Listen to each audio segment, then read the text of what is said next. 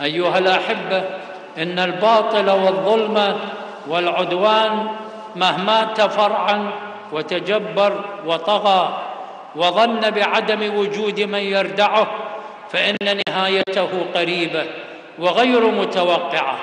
فمن كان يتصور أن نجاة النبي موسى عليه السلام والذين آمنوا معه تكون بتلك الطريقة، وهي إغراق فرعون وجيشه العظيم في الماء، في اللحظة التي يئس المؤمنون فيها من النجاة، فلما تراءى الجمعان قال أصحاب موسى إنا لمدركون، قال كلا إن معي ربي سيهدين.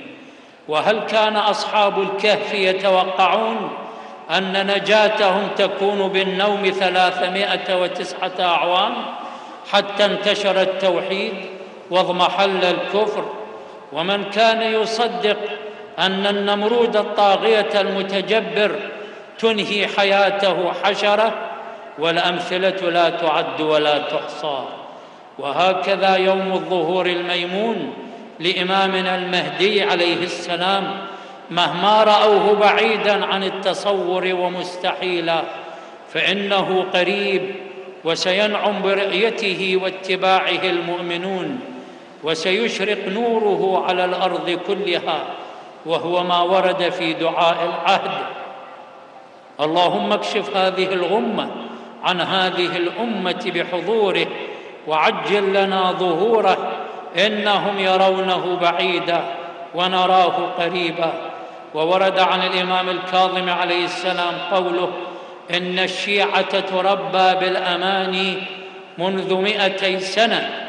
أقول: ولا زالت الأمة تربى بالأمل بعد 1200 عام، فإن الفتح يشرق من داخل النفس ثم يتحقق في الخارج.